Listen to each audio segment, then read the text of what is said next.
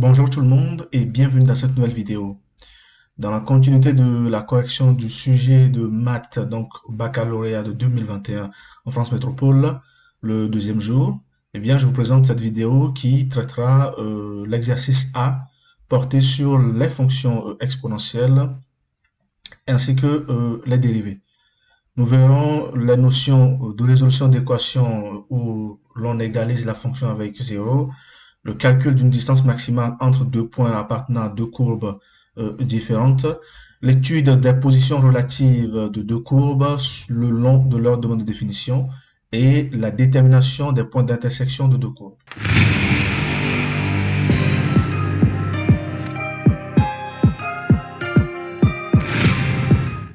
Voici l'énoncé de l'exercice. Le graphique ci-contre représente dans un repère orthogonal les courbes C de f et C de g des fonctions f et g définies sur grand R par f de x égale à x au carré exponentielle moins x et g de x égale à exponentielle moins x. La question 3 est indépendante des questions 1 et 2. D'accord, ça c'est... Question 1, petit a.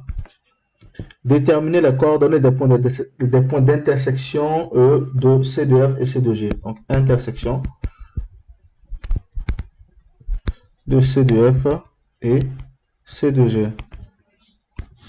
Alors, les deux courbes s'intersectent ou bien ont des points communs d'intersection. Implique quoi?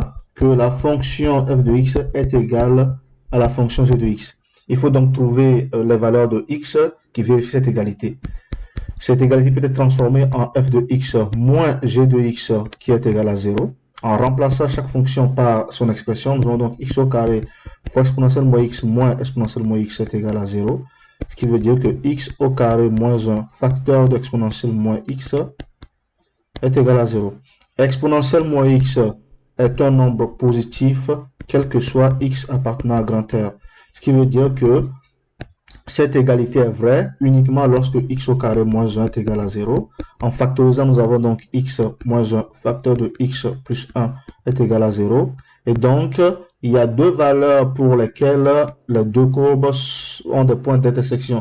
C'est x égale à moins 1 et x est égal à 1. Pour confirmer ces deux valeurs, nous pouvons déjà les remarquer sur la courbe. On constate qu'effectivement, à x égale à 1, voilà, à x égale à moins 1, les deux courbes ont un point d'intersection. Et à x égale à 1, eh bien, les deux courbes également ont un point d'intersection. Bien, ces deux valeurs étant déterminées, il faut maintenant trouver leurs ordonnées pour enfin constituer les points. Pour cela, il suffit de prendre f de x ou g de x et calculer g de moins 1 ou f de moins 1, puis f de 1 ou g de 1. Je vais utiliser la fonction g, donc g de moins 1, ça fait donc e tout simplement, et g de 1, c'est exponentielle moins 1. L'ensemble solution ou bien l'ensemble des points d'intersection des courbes C de F et C de G est deux points. C'est l'ensemble formé par les deux points de coordonnées moins 1, E, et le second point qui est 1 exponentielle moins 1. Voilà, ça c'est les deux points qui représentent l'intersection des deux courbes C de G et C de F. Question B, on demande ici d'étudier la position relative des courbes C de F et C de G. Donc, position relative de C de F et C de G. Alors, pour étudier la position relative de deux courbes, il faut quoi? Il faut étudier le signe de f de x moins g de x, donc le signe de la différence de ces deux fonctions. Cette différence, nous l'avions déjà calculée, c'est quoi? C'est x moins 1 à partir de x plus 1 exponentielle moins x. Puisque exponentielle moins x est positive sur grand R, il faut donc déterminer le signe de x moins 1, x plus 1 sur grand R pour en faire déduire la position relative des deux courbes. Nous pouvons donc tracer un tableau de signes que nous allons compléter pour trouver les positions relatives. Voilà. Et enfin, la position. Donc, je pars de moins l'infini, je passe par moins 1, 1 jusqu'à plus l'infini. est ce que j'ai. Donc ça c'est x. Exponentielle moins x est positif, peu importe les valeurs. X plus 1 s'annule au niveau de moins 1. Et ici, f de x moins g de x aussi va s'annuler. Puis là, j'ai x moins 1 qui s'annule au niveau de 1. Pareil que f de x moins g de x. C'est quoi? C'est la position, c'est les positions relatives de c de f et c de g. Très bien. Donc, au niveau des points, nous aurons des positions assez bien précises. Pareil ici également. Et à l'intérieur des intervalles, des positions assez bien précises. X plus 1 est positif après moins 1 et négatif avant. X moins 1 est positif après 1 et négatif avant. Ce qui veut dire que le signe final, c'est plus, moins et plus.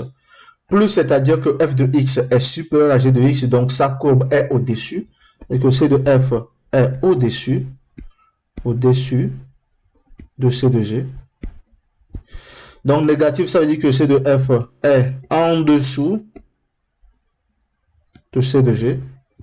Positif encore, c'est que c de f est au-dessus de c de g. En moins 1 et 1, f de x moins g de x égale à 0. Donc, c'est quoi? C'est le point d'intersection. Ça veut dire que c de f est égal à c de g. Et c de f est égal à c de g. Donc, c'est là qu'on a des points d'intersection. Alors, question 2. Pour tout nombre réel x de l'intervalle moins 1, 1, on considère les points grand terme de coordonnées x, f de x et n, donc grand terme de coordonnées x, f de x, et grand n de coordonnées x, g de x. Ça veut dire que grand m appartient à la courbe c de f et grand n appartient à la courbe c de g. Et on note dx la distance mn. Dx, alors c'est d de x, pas dx. De x, c'est la distance mn.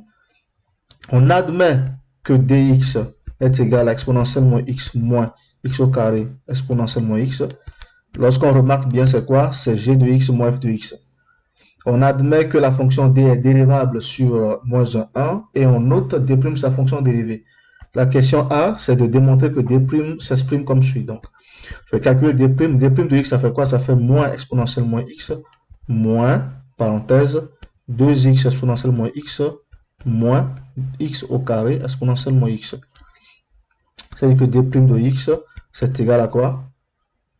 À moins exponentielle moins x, moins 2x exponentielle moins x, plus x au carré exponentielle moins x. Ce qui nous permet donc d'écrire que ça fait exponentielle moins x facteur de x au carré moins 2x moins 1. Ainsi, nous venons de montrer que quoi? Que d' de x c'est égal à exponentielle moins x facteur de x au carré moins 2x moins 1. Comme l'énoncé nous demande de le montrer, ce qu'il fallait démontrer. Question B. En déduire les variations de la fonction d sur l'intervalle moins 1, 1. Très bien. Pour déduire les variations de d de x, il faut donc déjà déterminer les points qui annulent la dérivée. Cela veut tout simplement dire que x au carré moins 2x moins 1 égale à 0. Et donc on calcule quoi? Le discriminant qui fait donc 4 moins 4 facteur de 1 facteur de moins 1 qui est égal à 4 plus 4 qui est égal à 8. Et donc racine du discriminant c'est 2 racine de 2. Parce que racine de 8 c'est 2 racine de 2. Voilà. Une fois qu'on a ce discriminant qui est positif, il y a donc quoi? Deux solutions distinctes x1 et x2 telles que x1 est égal à moins b moins racine du discriminant sur 2a et x2 qui est égal à moins b plus racine du discriminant sur 2a. Ça nous fait donc moins b, ça fait donc 2 moins 2 racine de 2 divisé par 2a qui fait 2. Ici, nous avons donc 2 plus 2 racine de 2 sur 2. En simplifiant le tout par 2, ça me fait donc 1 moins racine de 2. Ici, 1 plus racine de 2. Or, x2 qui est égal à 1 plus racine de 2 n'appartient pas à l'intervalle moins 1, 1. Donc, la solution à l'équation d' de x est égale à 0 est tout simplement x1 qui est égal à 1 moins racine de 2. Et cette valeur, c'est à peu près moins 0,414. Une fois que nous obtenons cette valeur, nous pouvons établir tout un tableau de signes. Donc, je vais tracer un tableau de signes de la fonction d' sur tout R. Et nous allons ensuite prendre l'intervalle qui nous intéresse, nous. Donc, je vais de moins l'infini, passant par moins 1, par 1 moins racine de 2, par 1 plus racine de 2, jusqu'à plus l'infini. Ça, c'est x. J'ai x ici moins 1 moins racine de 2. Si j'ai x moins 1 plus racine de 2. Et ici, le signe de d' de x. Donc, nous sommes dans l'intervalle moins 1, donc je vais juste faire des traits pour représenter les limites de l'étude, moins 1 jusqu'à 1. Et ensuite, les valeurs qui annulent la dérivée, je les mets également. Voilà. Donc, j'aurai donc moins, moins, plus, plus, plus. Ensuite, moins, moins, moins, moins, plus. Ça fait donc plus, plus, moins, moins, plus. Avec ces deux tableaux, on peut déduire le signe de la dérivée dans l'intervalle qui nous intéresse, qui est notamment l'intervalle que l'on voit ici. Ça, c'est la partie qui nous intéresse, nous. C'est ce que l'énoncé nous demande. En nous basant sur cette partie, nous pouvons refaire le tableau de signe de d' et compléter ça avec son tableau de variation. Donc, tableau de variation de d de x. Eh bien, ça va être simple, hein. On va reprendre juste ce que nous avions de l'autre côté, compléter avec ce qu'il faut. Alors, l'on demande d'étudier les variations. Bien sûr, il faudra trouver les limites ou le calcul des fonctions. Bien. Donc, c'est de moins 1 jusqu'à 1, passant par 1 moins racine de 2. Donc, si j'ai x, j'ai d' s'annule à 1 moins racine de 2. Et si j'ai quoi? Les variations de d. D'après le tableau précédent, j'aurai plus et moins. Ça veut dire que la fonction sera croissante jusqu'à d de 1 moins racine de 2, qui est égal à 1,25. Et ça va décroître vers 0 et 0 parce que moins 1 annule les fonctions f et g, donc leur différence. Voici donc le tableau de variation de la fonction d de x. Question C. Déterminer l'abscisse commune x0 des points m0 et n0 permettant d'obtenir une distance dx0 maximale et donner une valeur approchée à 0,1 près de la distance. Alors, la distance maximale, on sait que quand on sait que 2 de x, c'est la distance mn. C'est-à-dire que mn est maximale lorsque d de x est maximal.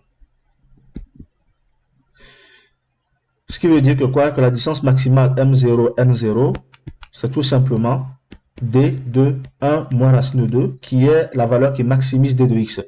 Donc, m0, n0, qui est la distance maximale, c'est égal à 1,25 à peu près, qui est sensiblement égal à 1,3 en tant que valeur approchée à 0,1 près comme le demande l'énoncé. Question 3. Soit delta, la droite d'équation y égale à x plus 2.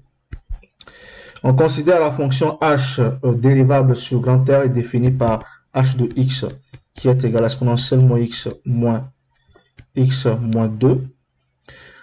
En étudiant le nombre de solutions de l'équation h de x égale à 0, déterminer le nombre de points d'intersection de la droite delta et de la courbe C de G. Alors ici, ce qui est bien, c'est que l'on ne nous demande pas de trouver les solutions de l'équation, mais de déterminer le nombre de solutions possibles. Pour cela, la méthode qui serait la plus simple à première vue, c'est d'étudier le signe de la dérivée et de voir les variations de la fonction h de x. Donc h' de x, c'est tout simplement moins exponentielle moins x moins 1. Ce qui fait donc moins facteur de 1 plus exponentielle moins x. Exponentielle 1 plus exponentielle moins x est positif, ce qui veut dire que h' de x est strictement négatif, quel que soit x appartenant à grand R. Bien, ceci étant dit, Il faut maintenant vérifier que les limites de h de x aux bornes de son domaine de définition sont de signes différents, puis conclure avec le théorème de la bijection. Pour cela, nous calculons les limites de h de x lorsque x tend vers moins l'infini, qui va nous donner donc la limite de exponentielle moins x moins 2 lorsque x tend vers moins l'infini. Ça tendant vers plus l'infini, ça aussi plus l'infini, et donc ça fait plus l'infini. Puis la limite de h de x lorsque x tend vers plus l'infini égale à la limite de exponentielle moins x moins 2 lorsque x tend vers plus l'infini. Ça tend vers 0, ça tend vers plus l'infini, donc le tout fait moins l'infini. Puisque h' de x est strictement négatif, virgule, h de x est strictement décroissante sur grand R.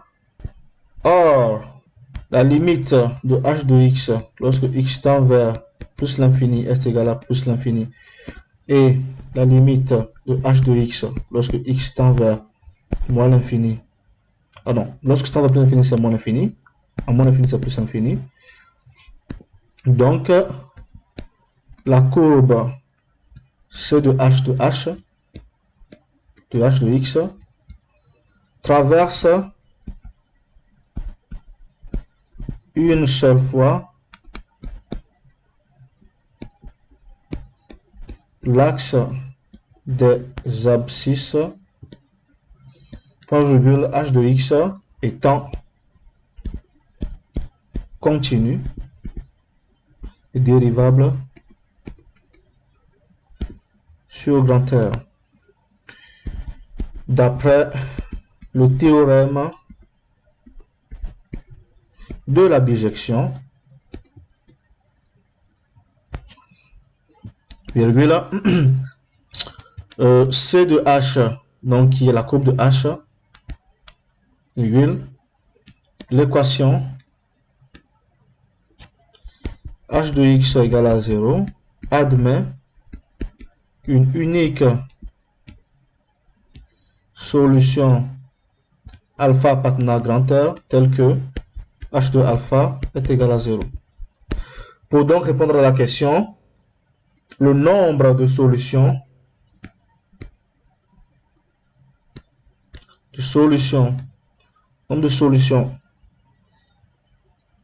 est donc 1, donc il y a une seule solution. Et puisque h de x qui est égal à exponentielle moins x moins 2 est égal à exponentielle moins x plus 2 et donc égal à exponentielle moins x moins y qui est égal encore à g de x moins y, virgule. Alors si h de x est égal à 0, virgule, on a g de x est égal, alors g de x moins y est égal à 0, ce qui veut dire que g de x est égal à y. Donc c de g et delta se coupent en un seul point d'intersection. Il y a donc une seule solution à l'équation h de x égale à 0, et de ce fait, il y a un seul point d'intersection entre la droite delta et la courbe C de G. Bien, ça c'est la réponse à la question 3 qui est la dernière question de cet exercice, et donc cette vidéo prend fin. Je vous remercie d'avoir suivi cette vidéo. Je vous invite à me suivre régulièrement et à suivre régulièrement ma chaîne. Je vous invite également à liker cette vidéo, voilà celle-ci. Je vous invite à la commenter avec vos questions et vos interrogations. Je vous invite également à vous abonner à cette chaîne parce que vous verrez régulièrement de nouvelles vidéos qui parlent de sciences, d'études académiques et j'en passe. Je vous invite enfin à consulter la description de cette vidéo pour y voir mon adresse mail sur laquelle vous pouvez m'envoyer des exercices un peu plus compliqués et des interrogations que vous aurez du mal à mettre dans les commentaires. Merci, à bientôt.